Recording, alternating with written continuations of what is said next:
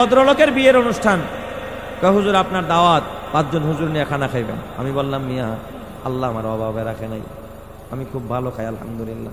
আমার দাওয়াত না দিয়া, আমার 5 জন হুজুর দাওয়াত না দিয়া বলেন যে এই মাদ্রাসার 5 জন এতিম অথবা 10 জন এতিম আমার মেয়ের বিয়েতে আমি ফ্রি খাওয়ামু। সে তো ভাবছে হুজুরের দাওয়াত দিলে হুজুর একটা গিফট দিবা, তো বড় আমার কেন তুমি 5 জন এতিম খাওয়াও, অথচ হাজারো খাবার নষ্ট করে, আসে না নাই? বরকত কেমনে আসবে? তুমি নিয়ত করো যে না, এতিমরে আগে খাওয়াবো, এরপর আমি অন্যদেরকে খাওয়াবো। 5 জন এতিমরে নিয়ে তোমার মেয়ের বিয়েতে বসায়া খাওয়াও।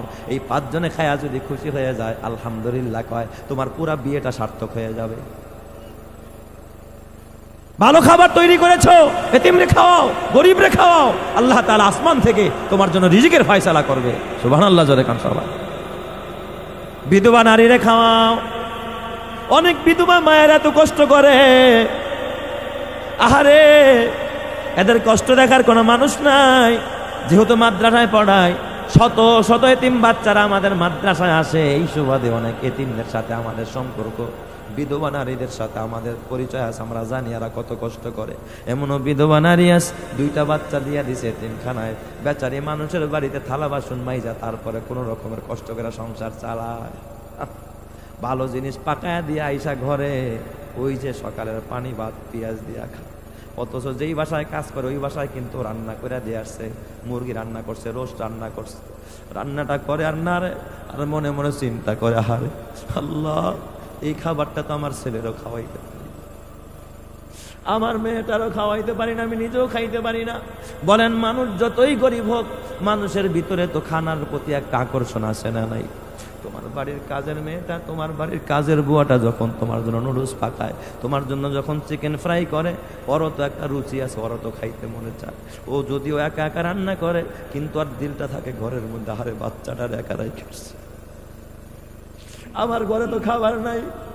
অথচ তুমি যদি আদর্শবান মা হইতা,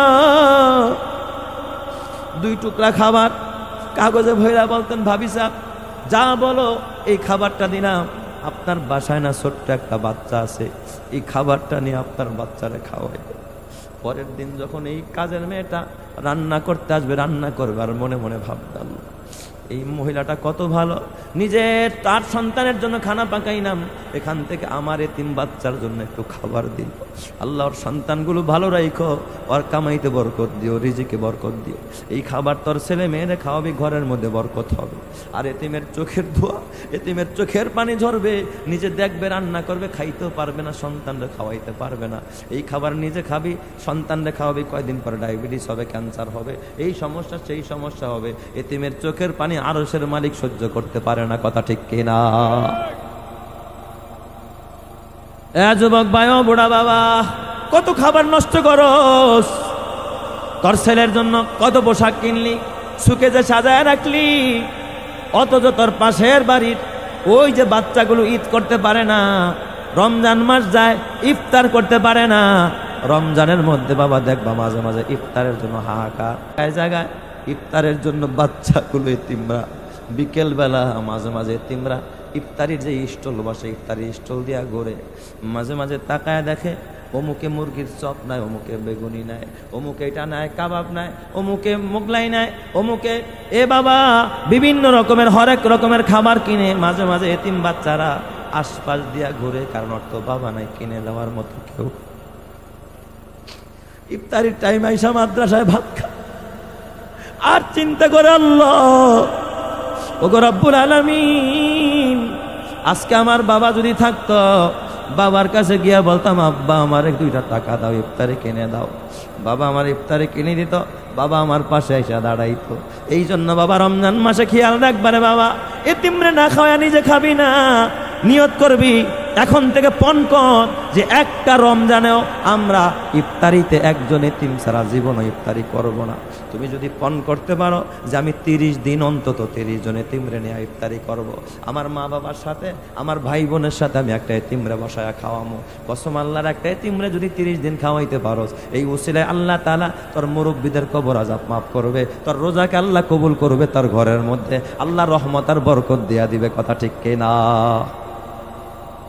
বুঝলি না বাবা, এতিমের দুঃখ বুঝলি না? এক বিধবা নারী বড় অসহায়, বাচ্চা দুইটা মাদ্রাসায় পড়ে, দোনো বাচ্চা কোরআনের হাফেজ হয়ে গেছে। বাচ্চারা মাদ্রাসায় এতিমখানায় পড়ে, বাচ্চাদের সব ইফতারির টাইমে, ইফতারির আগে শুক্রবার ডাক দিয়া কয়, আম্মু শুক্রবার দিন আজকে তোমার সাথে ইফতারি করবো মা। মার ঘরে জমানো টাকা নাই, বাসা ভাড়া দিতে পারে না, বেচারি বড় কষ্ট করে, বিধবা নারী, স্বামী নাই, বাচ্চা দুইটা মাদ্রাসায় পড়ে, যদিও এতিমখানায় লিল্লা বোর্ডিং এ ফ্রি খায়, তারপরে তো আর কিছু পোশাক লাগে, খরচ কিছু আছে। এই বেচারি বড় অসহায়, যা পায়ে দিয়া ঘর ভাড়া দিলে, চাল কিনলে ডাউল কিনতে পারে না। শুক্রবার দিন বাচ্চারা বলে, আম্মু আজকে তো মাদ্রাসা বন্ধ, আজকে বাসায় তোমার সাথে ইফতারি করব।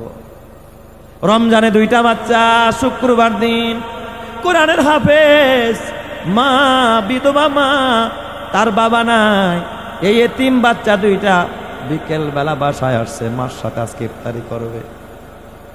মা ডাক দিয়া বলে, বাবা ও বাবা, কি দিয়ে ইফতারি করবি? আমি তো ইফতারির টাইমে ভাত খাই, আমার ঘরে তো ইফতারির কোনো তেমন কোনো ব্যবস্থা নাই, ইফতারির বাজারও আমি করি নাই। ছোট ছেলেটা, আম্মু আমারে কিছু টাকা দাও, আমি নিজে গিয়ে ইফতারি কিনে নিয়ে আস। মা কষ্ট করি না অল্প কিছু টাকা ছোট ছেলেটার হাতে দিছে, বাবা সাবধানে যাও, হালকা যা পারো ইফতারি নিয়ে তাড়াতাড়ি বাসায় আইস। বাবা তোমারে নিয়ে আমি, মা এবং তোমরা দুই ভাই সহ একসাথে ইফতারি করব। হাফেজে কোরআন ছোট বাচ্চা যখন ইফতারি আনতে গেছে রাস্তায়, ওই যে ইফতারি আনতে গেছে, মা এই দিক দিয়া পানি রেডি করছে, তার আরেক ভাই সেও বৈশা রয়েছে যে ভাই তো ইফতারি নিয়ে আসবে, কিন্তু সন্ধ্যা হয়ে যায়, আজান হয়ে যায়, ভাই তো আর ঘরে ফেরে না। ইফতারি হয়ে আজান হয়ে গেছে, মা কিসের ইফতারি করবে, পানি মুখে দিবে। মা কয়, কিরে আমার বাজান কোথায়? মা বের হয়ে যায়, ভাইটার ছেলেটাকে নিয়ে, বড় ছেলেরা বলে, দেখ তাড়াতাড়ি দেখ তোর ভাই কেন আসে না, আজান হয়ে গেল, ইফতারির টাইম হয়ে গেল, এখনো কেন আমার কলিজার টুকরাটা এখনো কেন বাসায় ফিরতেছে না, কোথায় গেল? হঠাৎ করে বের হইয়া ইফতারির দোকানে দোকানে খোঁজে, কোথাও ছেলে নাই, আশেপাশে খোঁজে, কোথাও ছেলে নাই, কোথাও ছেলেরা পাওয়া যায় না। একদিন যায়, 2 দিন যায়, পুরা রমজান চলে যায়, ছেলের কোনো সন্ধান নাই। কে যেন তারা কিডন্যাপ করেছে, রাস্তার থেকে তুলে নিয়ে গেছে। এতিমরে খোঁজার কোনো মানুষ নাই, এতিমরে দেখার মতো কোনো মানুষ নাই, কারা যেন হয়তো বা গাড়িতে করে তারা তুলে নিয়ে গেছে। মাও বলতে পারে না, মা পাগল পাড়া কিসের ইফতার ওই মা যার জানাজা আমি নিজে পড়েছি, এ আমার বাবা, ওই মা আদা পাগল, ঘরে আইসা মা কিসের ইফতার করবে? মা চিৎকার মেরা কান্দে। মায়ের মনে একটাই কল্পনা, আল্লাহ, মনে মনে ভাবলাম 2টা ছেলের হাফেজ বানাবো, আলেম বানাবো, এরপর ওরা আমার কবরে নামাবে, আমার জানাজা পড়বে, আমি মা হাফেজে কোরআনের খেদমত নিয়ে, হাফেজে কোরআনের দোয়া নিয়ে, তারপরে আমি মা খোদার জান্নাতে যাব। কিন্তু আমার কলিজার টুকরা ছোট্ট বাবাটা হাফেজে কোরআন, আজকে আমার বাবার খবর নাই। পত্র পত্রিকার মধ্যেও বাবা অনেক খোঁজাখুঁজি হয়, রমজান মাসের মধ্যে পুরা রমজান চলে যায়, হাফেজে কোরআনের কোনো সন্ধান পাওয়া যায় না।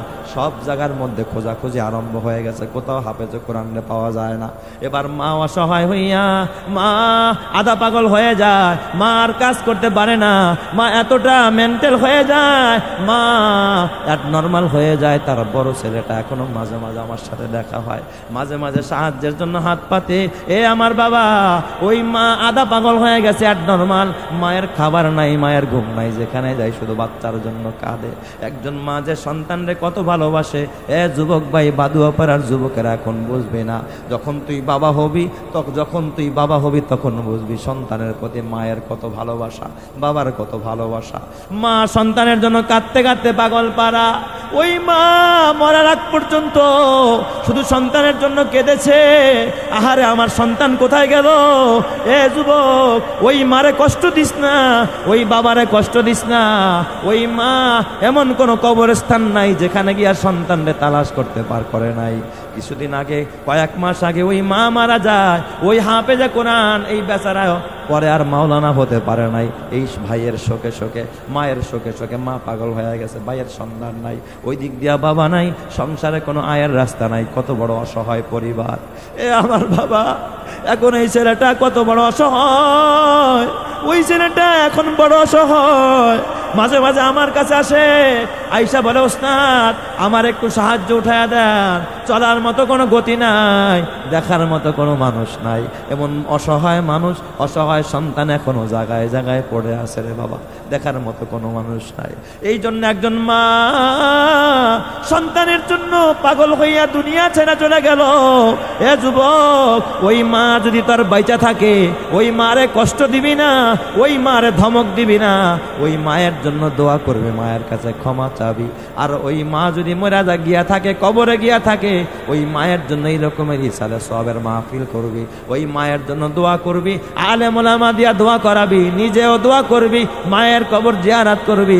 মায়ের কবরের পাশে গিয়া যদি কোনো সন্তান দোয়া করে আর একজন এতিমের মুখে খাবার তুলে দেয়, এতিম যদি খুশি হয়ে যায়, কসম আল্লাহর এই উসিলায় তার মায়ের কবর আযাবকে আল্লাহ মাফ করে দেয়। চিৎকার মেরে কন্না আল্লাহু আকবার। বলেন তো আমার আল্লাহ পারে কি পারে না? এ আমার যুবক ভাই, ওই জাহান্নামীরা জাহান্নামে যাওয়ার 2 নম্বরের কারণ, তারা বলবে ওয়ালাম নাকুনু তুইমুল মিসকিন, আমরা জীবনে মিসকিনরে খাওয়াই নাই, গরিবরে খাওয়াইতাম না, গরিবরে দিতাম না। এটা কাফেরদের স্বভাব। আবু জেহেলরাও গরিবরে দিত না। আর আইতাল্লাযী ইউকাদ্দিবু বিদ্দিন ফাযালিকাল্লাযী ইয়াদউল ইয়াতীম, এতিমরে ধাক্কা মেরা বের করে দেয়। ওয়ালা ইয়াহুদ্দু আলা তুআমিল মিসকিন, এতিম মিসকিনরে খাওয়ানোর জন্য কাউকে উদ্বুদ্ধ করে না। কেউ খাওয়াইতে চাইলে কয় মোল্লাগো খাওয়াইস না, কয়দিন পর তোর বিরুদ্ধে মিছিল দিব। এগো খাওয়ায় লাভ নাকি? এ যুবক ভাই, হাতে পায়ে ধরে বলা যায়, খবরদার, আলেমরা তোর দুশ্মন না, এতিমরা তোর দুশ্মন না। এটা 2 নম্বরের কারণ। আর 3 নম্বরে তারা বলবে ওয়াকুন্না নাখুদু মাআল খাইদিন, আমরা অযথা বেহুদা কথা বলতাম। বর্তমানে 4 দোকানে বসলে এমন কোনো বেহুদা কথা নাই, 4 দোকানে আলাপ আলোচনা হয় না। এই যে আজকে মাহফিল করলাম, দেখবেন কালকে 4 দোকানে বসে আর সমালোচনা করবে, মোল্লারা কত কথাই কয়, আছে না? মোল্লারা কত কথাই কয়, মুখ বেটকায় বলবার কয়, মোল্লারা কত কথাই কয়। ওয়াকুন্না নাখুদু মাআল খাইদিন, আল্লাহ আমরা পরস্পর সমালোচনা করতাম, ফালতু কথা বলতাম, বেহুদা কথা বলতাম, আমরা দোকানে বৈশা গীবত শিকায়াত করতাম, আমরা মানুষের পরনিন্দা করতাম, অর্দোষ চর্চা করতাম। আল্লাহ জীবনে নিজের আত্মসমালোচনা করতাম না, নিজের দোষ দেখতাম না, খালি মানুষের দোষ দেখতাম, মানুষের ভুল ধরতাম, খালি বলতাম ইমাম সাহেব খারাপ, মুয়াজ্জিন সাহেব খারাপ, কমিটি খারাপ, এলাকাবাসী খারাপ, মাহফিলওয়ালারা খারাপ। মাহফিল দিয়া দিয়া একটা ব্যবসা শুরু করছে। এই রকমের সমালোচনাকারী সমাজে আছে না নাই? ওরা ব্যবসা শুরু করছে। পারলে এমন একটা ব্যবসা তুমি করে দেখাও, নিজেও করো না, আরেক ভাই করবো, তুমি সমালোচনা করবা, তুমি জান্নাতি না জাহান্নামী? ওয়াকুন্না নাখুদু মাআল খাইদিন, আল্লাহ ফালতু কাজগুলো আমরা করতাম। শুধু তাই না, 4 নম্বর ওরা বলবে যেই কারণে আমরা জাহান্নামে আসছি, ওয়াকুন্না নুকাদ্দিবু বিয়াউমিদ্দিন, আমরা কিয়ামত বলতে কিছু আছে এটা বিশ্বাস করতাম না, কিয়ামতকে অস্বীকার করতাম। মরতে হবে, কবরে যেতে হবে, কিয়ামতের ময়দানে দাঁড়াইতে হবে, হাসরের ময়দান যে হবে, কিয়ামত যে হবে, এই কথাকে আমরা বিশ্বাস করতাম না। আল্লাহ, ও আল্লাহ, ও রব্বুল আলামিন, এই কিয়ামতকে আমরা অস্বীকার করতাম, এই কারণে আজকে আমরা জাহান্নামে আসছি। হাত্তা আতানাল ইয়াকিন, এই অবস্থায় আমাদের কাছে মরণ এসে গেছে, আমরা তওবাও করতে পারি নাই, আমরা সুযোগ পাই নাই, এই কথাগুলো আগে বুঝি নাই, বুঝলে এইগুলো থেকে আমরা বাইচা যাইতাম। এই আমার বাবা ভাদুয়া পাড়ার মুসলমান, আজকে তো তুমি বুঝলা এই 4 কারণে মানুষ জাহান্নামী হয়, তাইলে তুমি এখন 1 নম্বর যেই কারণ আছে, বেনামাজি আর থাকবা না, আজকে থেকে নিয়ত করো নামাজি হয়ে যাবো। 2 নম্বরের কারণ আছে, এতিমরে খাওয়ায় না, আজকে থেকে নিয়ত করো আমার আত্মীয় স্বজনে না খাওয়ায়া, আমি ধনীরে না খাওয়াই, আজকে থেকে আমি গরিবরে বেশি খাওয়ামো, এতিম মিসকিনরে বেশি খাওয়ামো। আর 3 নম্বর আমল হলো আল্লাহর সমালোচনা করব না, আর গীবাত করব না, আল্লাহ বেহুদা ফাও কথা বলবো না, আল্লাহ কাউরে নিয়ে ট্রোল করব না, কাউরে নিয়ে বদনামি করব না। আল্লাহ আমার মধ্যে দোষের অভাব নাই, আমি কেমনে আরেকজনের দোষ চর্চা করি, আজকে থেকে ভালো হয়ে যাও। আর 3 নম্বরে আল্লাহ কিয়ামত হবে আমি বিশ্বাস করি, আল্লাহ কিয়ামতে তোমার আদালতে দাঁড়াইতে হবে এই বিশ্বাস আমার আছে। এই চিন্তা যদি নিয়ে কবরে যাইতে পারো, আল্লাহ ডান হাতে আমলনামা দিবে, আল্লাহ বিনা হিসাবে জান্নাতি বানায়া দিবে। চিৎকার মেরে কন সুবহানাল্লাহ। এ আমার বাবা, ওই যে বলতেছিলাম, নেককার আত্মা যখন যখন কবজ হবে, নেককার আত্মাটা বের হওয়ার পর নেককারের আত্মাটা বের করে আর রেশমের কাপড়ের মধ্যে পেঁচায় আর সুগন্ধি বের হয়ে গেছে। এরপরে ওই কাপড়টা এবার ধরাধরি আরম্ভ করবে। হাজারো ফেরেশতা বলবে এই আত্মাটা আমার হাতে দাও, ওই ফেরেশতা কইবে আমার হাতে দাও, কারাকারি আরম্ভ হয়ে যাবে। কারণ এই দেখবেন ছোট্ট একটা বাচ্চা যদি সুন্দর হয় সবাই তাকে কারাকারি করে কুলে নিতে চায়। এই আত্মাটা সবাই নিতে চায়, এই আত্মাটা ভাগাভাগি কইরা সবাই নিয়ে যখন প্রথম আসমানে যাবে, ফেরেশতারা যখন ওখানে দাঁড়াবে, পুরো আসমান আত্মার সুগন্ধে গোটা আসমানটা সুগন্ধিত হয়ে যাবে, ঘ্রাণে ভরে যাবে। ওই আসমানের ফেরেশতারা প্রহরীরা বলবে এটা কার আত্মা? কয় অমুক মুমিন বান্দার আত্মা। কয় তাড়াতাড়ি তার জন্য দরজা খুলে দাও। প্রথম আসমানের দরজা খুলে দেওয়া হবে, আত্মাটা নিয়ে প্রথম আসমান পার হয়ে যাবে, দ্বিতীয় আসমানে যাবে, দ্বিতীয় আসমান পার হয়ে যাবে, ভেদ হয়ে যাবে, দ্বিতীয় আসমান তৃতীয় আসমান পার হইতে হইতে 7 আসমান পার হইয়া ইন্না কিতাবাল আবরারি লাফি ইল্লিয়িন, 7 আসমানের উপরে হবে ইল্লিয়িন। ওই ইল্লিয়িনের ভিতরে আত্মাটা গিয়া অবস্থান করবে।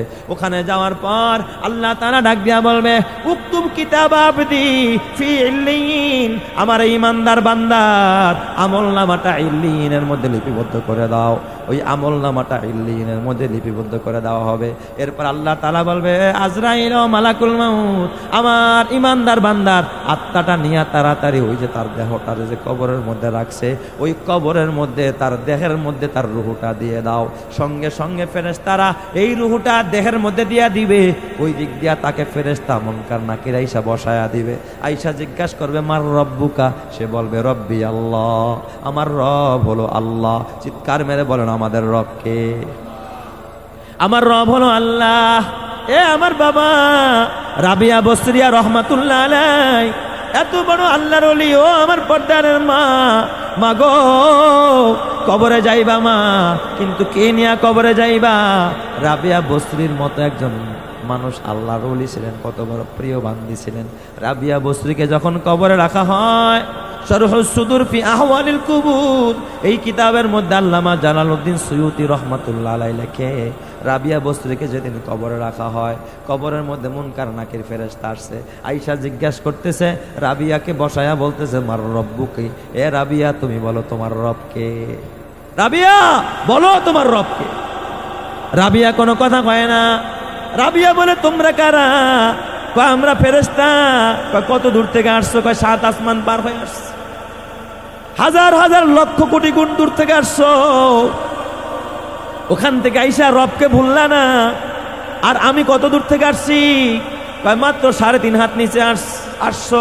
কয় রাবিয়া ডাক দিয়া কয় এ ফেরেশতারা, লক্ষ কোটি মাইল দূর থেকে আইসা যদি তোমরা আল্লাহকে না বইলা থাকো, তাহলে আমি রাবিয়া 3.5 হাত মাটির নিচে আইসাকে আমার আল্লাহরে বইলা গেলাম নাকি? প্রশ্নের জবাব দেয় না, উল্টা প্রশ্ন ফেরেশতাকে করছে। ফেরেশতারা দৌড়ে আল্লাহকে ডাক দিয়া বলবে আল্লাহ, ও আসমানের মালিক, চেতা বান্দি আল্লাহ গো, তোমার রাবিয়া বড় চেতা। আমরা জিগাই একটা, রাবিয়া উল্টা প্রশ্ন করে আমাগো। আল্লাহ তাআলা ডাক দেয়া কয় ফেরেশতারা খবরদার খবরদার, আমার রাবিয়ার কবর আর একটা প্রশ্ন করবি না। আমি আমার রাবিয়ার পক্ষ থেকে কবরের 3টা সওয়ালের জবাব আমি আল্লাহ দিয়া দিলাম। চিৎকার মেরে কন্না আল্লাহু আকবার, আরো জোরে বলেন আল্লাহু আকবার। ওই ইমানদার বান্দাটার ভিতরে রূহ দিয়া জিজ্ঞাসা করবে মার রব্বুকা, তোমার রবকে? সে বলবে রব্বি আল্লাহ, আমার রব আল্লাহ।